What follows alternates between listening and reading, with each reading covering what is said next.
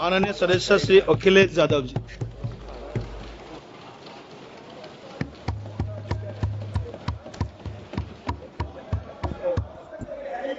Please please. कोई बात नहीं, कोई बात नहीं। अरे नहीं, आदरणीय सभापति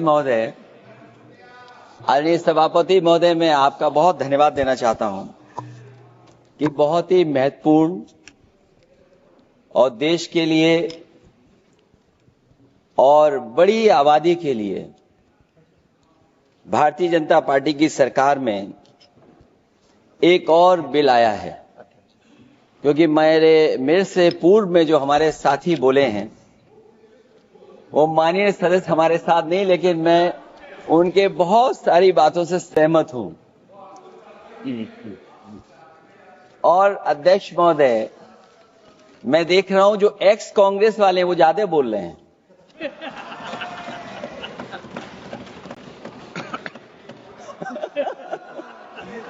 आदरणीय अध्यक्ष महोदय,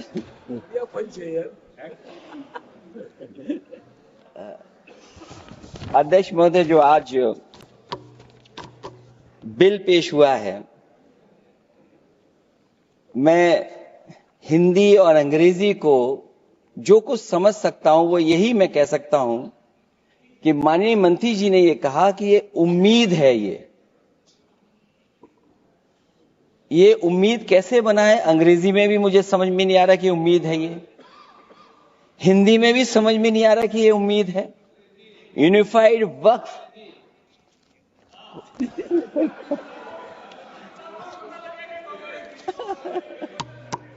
अध्यक्ष महोदय, यूनिफाइड वक्फ मैनेजमेंट, मैं अकेला काफी हूं। अध्यक्ष महोदय, ये अध्यक्ष महोदय, मैं समझ सकता हूं कि मैं वो बात छेड़ना नहीं चाहता था, लेकिन क्या करूं, मजबूरी है अब। अध्यक्ष महोदय, अभी माननीय सदस्य लोग ये कह रहे हैं कि हमारे सदस्य नहीं है यहां पर जो हमारे साथी हैं, लेकिन अध्यक्ष महोदय मैं ये कहना चाहता हूं, ये जो बिल लाया जा रहा है, भारतीय जनता पार्टी में एक मुकाबला चल रहा है। भारतीय जनता पार्टी के अंदर मुकाबला चल रहा है कि खराब हिंदू कौन बड़ा है। और ये बात अध्यक्ष महोदय मैं ऐसे ही नहीं कह रहा हूं। जो पार्टी ये कहती हो कि दुनिया की सबसे बड़ी पार्टी है, अध्यक्ष महोदय वो अपना राष्ट्रीय अध्यक्ष नहीं चुन पाए अभी तक। अध्यक्ष महोदय, भारतीय जनता पार्टी क्या है?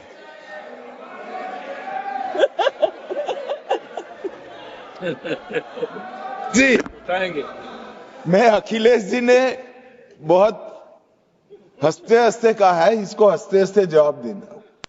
इस सामने जितनी पार्टियां हैं उनका राष्ट्रीय अध्यक्ष उन 5 लोगों को ही चुनना है परिवार के। हमें माननीय अध्यक्ष जी करोड़ों सदस्यों में से 12-13 करोड़ सदस्य प्रक्रिया कर चुनना है तो देर लगती है। आपके यहां जरा भी देर नहीं लगेगी। मैं कह देता हूं अभी 25 साल तक आप अध्यक्ष हो जाओ, नहीं बदल सकता। अध्यक्ष महोदय, क्योंकि जो बात निकल के आई है वो मैं फिर आगे बढ़ा दूं। अध्यक्ष महोदय, जो बात सोशल मीडिया या और जगह गुपचुप हो रही है, कहीं ऐसा तो नहीं था कि अभी कुछ दिन पहले यात्रा जो हुई है वो कहीं 75 वर्ष की एक्सटेंशन वाली यात्रा तो नहीं थी। अध्यक्ष महोदय, ये जो इस बार जो वक्फ बिल आया है, नाकामी का पर्दा इस बार है वक्फ बिल। और नाकामी कोई एक आध नहीं है, मैं कई नाकामियां बता सकता हूं। अभी मैं माननीय सदस्यों को सुन रहा था, वो पुराने कई बिल उनके बारे में चर्चा कर रहे थे कि कितने प्रोग्रेसिव बिल लेकर के आए हैं। मुझे याद है मैं उत्तर प्रदेश में उस समय था और मुझे लगा कि शायद इनकी वो बात ठीक होगी। एक ये बहुत तैयारी के साथ फैसला लेकर के आए थे और फैसला ये लिया था आधी रात के आज के बाद नोट नहीं चलेंगे, नोट बंद हो जाएंगे। अध्यक्ष महोदय, उस नोटबंदी नाकामी के बारे में भी तो चर्चा हो जाए कि अभी भी न जाने कितनी जगह पर कितना रुपया निकला जा रहा है, कितना निकल करके आ रहा है। केवल नाकामी नोटबंदी की नहीं, नाकामी बेरोजगारी की भी है, नाकामी महंगाई की भी है, नाकामी किसान की आय दोगुनी नहीं कर पाए वो भी इनकी नाकामी है। मुझे याद है एक माननीय मंत्री जी पूरे देश की नदियों के बारे में बीओडी बता रहे थे, लेकिन माननीय मंत्री जी ये भूल गए कि उनके शहर में, उनके क्षेत्र की जो नदी है उसकी बीओडी क्या है। गंगा क्या साफ हो गई, यमुना क्या साफ हो गई, स्मार्ट सिटी क्या बन गई, क्या गोद लिए हुए गांव इन्होंने गोद से उतार दिए, उनकी क्या दुर्दशा है। इसलिए मैं कहना चाहता हूं, ये नाकामी का पर्दा इस बार वक्फ बिल बना है। और सबसे बड़ी बात तो यह है कि जिसके लिए फैसला होना है उसकी बात को अहमियत न देना भी नाइंसाफी है। अध्यक्ष महोदय, नाकामी केवल यहां तक नहीं है। और भारतीय जनता पार्टी क्या है, मैं केवल एक पुरानी घटना याद करता हूं। एक बार फैजाबाद अयोध्या में एक कार्यक्रम था, उसमें बड़ी तैयारी की गई थी और तैयारी के साथ कलाकार मुंबई से बुलाए गए थे। हो सकता है वो सहमति दिल्ली से ना रही हो, केवल लखनऊ की सहमति से हो रहा हो कार्यक्रम। और जब कार्यक्रम की पूरी तैयारी हो गई, भगवान श्री राम बनकर के कोई आ गया, लक्ष्मण बनकर के कोई आ गया, मां सीता भी बनकर के कोई आ गया, हनुमान जी और भगवान हनुमान भी बनकर के कोई आ गया। लेकिन जब लखनऊ से वो हेलीकॉप्टर उड़ा और अयोध्या पहुंचा तो सब लोग थे, लेकिन उसमें हनुमान नहीं थे। अध्यक्ष महोदय, मैं भारतीय जनता पार्टी के लोगों से कहूंगा कि जानकारी करिए कि आखिरकार भगवान श्री राम थे, लक्ष्मण थे, सीता थी, लेकिन हनुमान क्यों नहीं थे। हनुमान इसलिए नहीं थे, शायद उनकी जात या धर्म कुछ और था। अध्यक्ष महोदय, ये देश मिली जुली संस्कृति से चला है। कुछ हमने सीखा, कुछ उन्होंने सिखाया। और जो लोग ये कहते हैं कि हम सबको बराबरी का हक देते हैं, अभी कुछ दिन पहले ईद निकली है। अध्यक्ष महोदय, वो परंपरा रही है, न केवल मैं जाता हूं बल्कि कोई दल का नेता ऐसा नहीं न जाता हो उस कार्यक्रम में शामिल होने। भारतीय जनता पार्टी के जो मुख्यमंत्री, उप मुख्यमंत्री, वो भी जाते हैं, उप मुख्यमंत्री, सभी धर्मों के नेता आते हैं। लेकिन पता नहीं इस बार क्या साजिश थी, षड्यंत्र था कि वहां पर कुछ पाबंदी लगी हुई थी। अगर किसी कारण पाबंदी लगी हुई थी तो बात समझ में आती है, लेकिन जब जानकारी हुई है, किसी को नहीं पता था कि पाबंदी क्यों लगी है कि आप नहीं जा सकते वहां पर कार्यक्रम में शामिल होने। क्या यही भारत है, यही संविधान हमें रास्ता दिखाता है? अध्यक्ष महोदय, मंत्री जी बताएं हमें, वो खुद भी माइनॉरिटी हैं, भगवान बुद्ध के रास्ते पे चलते हैं। भगवान बुद्ध का रास्ता दूसरा है। हम आपको अपना मानते हैं तब भी जब आप हमारे बहुत सारे ग्रंथों को नहीं मानते, तब भी हम आपको अपना मानते हैं।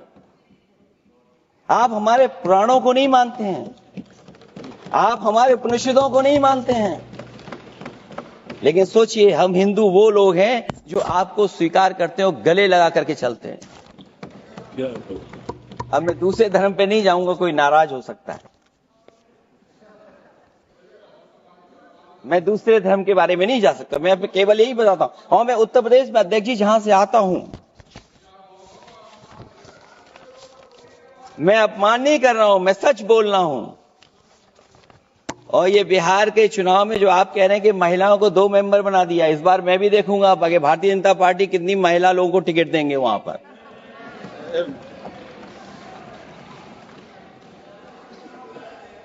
अध्यक्ष महोदय, भाजपा जब भी कोई नया बिल लाती है तो वो अपनी नाकामी छुपाती है।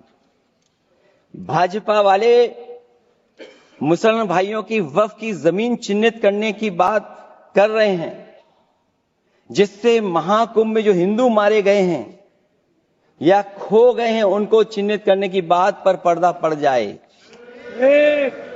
अध्यक्ष महोदय, मुझे खुशी इस बात की कि हमारा धर्म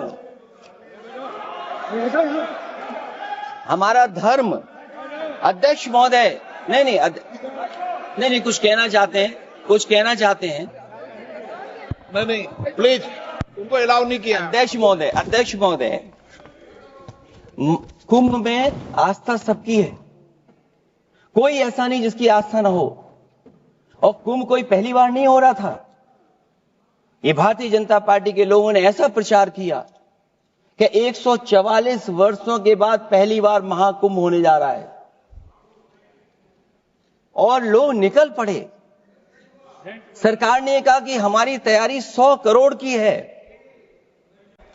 आप कहते टेक्नोलॉजी का हम इस्तेमाल करेंगे, जमीनों को हम मैपिंग कर करके डेटा एंड रिकॉर्ड ठीक करेंगे।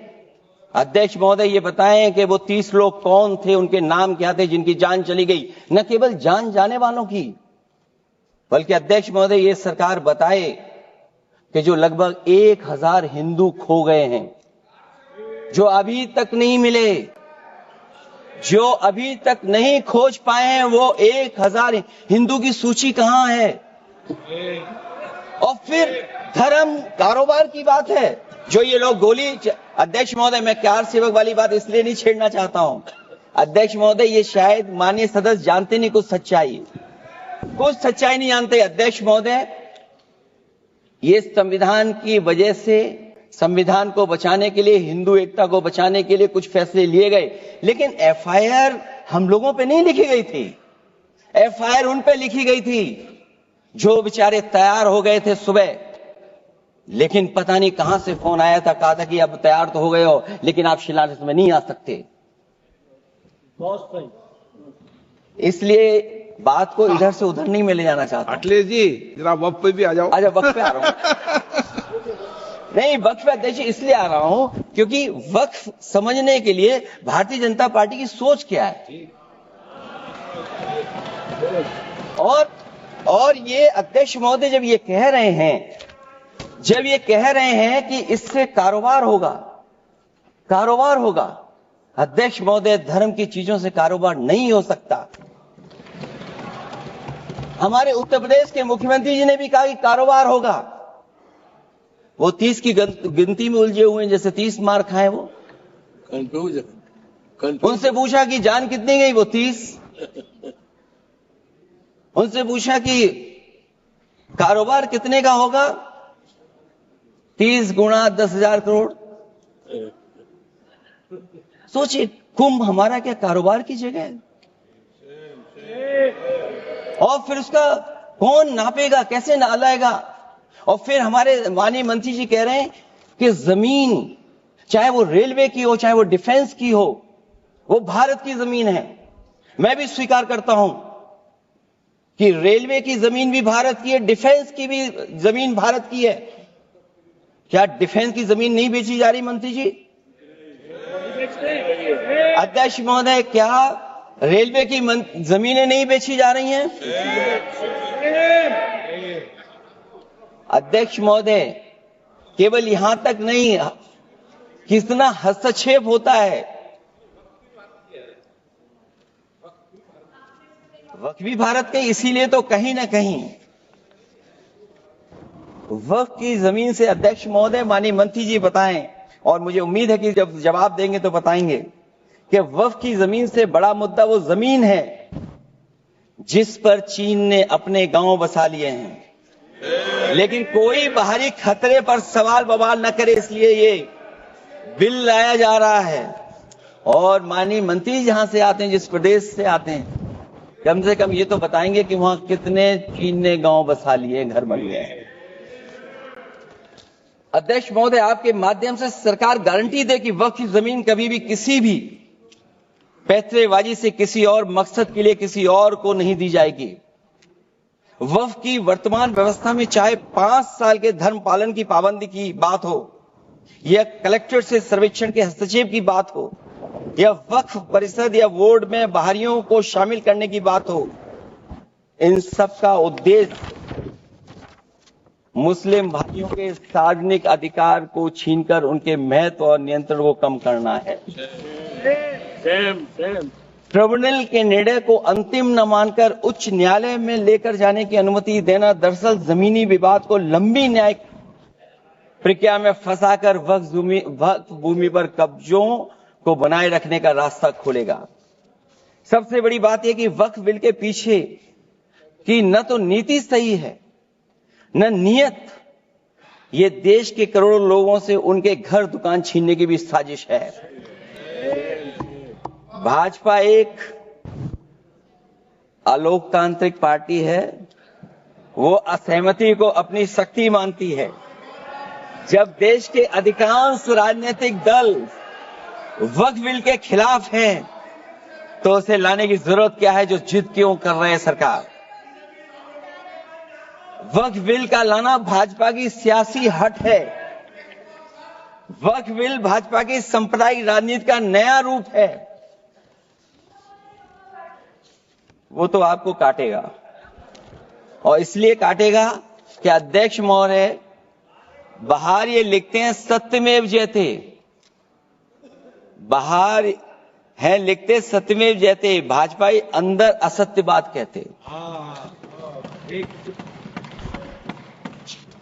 भाजपा वक्फ बिल लाकर अपने उन समर्थकों का तुष्टीकरण करना चाहती है जो भाजपा की आर्थिक नीति, महंगाई, बेरोजगारी, बेकारी और चौपट अर्थव्यवस्था से उसे छटक गए हैं। क्योंकि अध्यक्ष महोदय, जब से वोट में गिरावट आई है और खासकर उत्तर प्रदेश में भी, तब से भारतीय जनता पार्टी की कोशिश है कि अपना वोट कैसे संभाला जाए। ये वोट को संभालने के लिए बिल लाया गया है। भाजपा का लक्ष्य वक्फ की जमीनों पर है। इन जमीनों का नियंत्रण अपने हाथ में लेकर इन जमीनों को पिछले दरवाजे से अपने लोगों के हाथों में दे देना चाहती है। भाजपा चाहती है कि वक्फ बिल लाने से मुस्लिम समुदाय को लगे कि उन पर हक को मारा जा रहा है, वो उद्वेलित हों और भाजपा को ध्रुवीकरण की राजनीति करने का मौका मिल सके। क्योंकि अध्यक्ष महोदय, भाजपा का लक्ष्य यह है कि ध्रुवीकरण हो, क्योंकि वो जानते हैं कि ध्रुवीकरण जितना होगा उससे वो लाभ उठाने में आगे रहेंगे। तो ये वक्फ बिल जो लाया जा रहा है, वो अपनी वोट बैंक को संभालने के लिए और समाज को बांट करके ध्रुवीकरण करके राजनीतिक लाभ लेने के लिए लाया जा रहा है।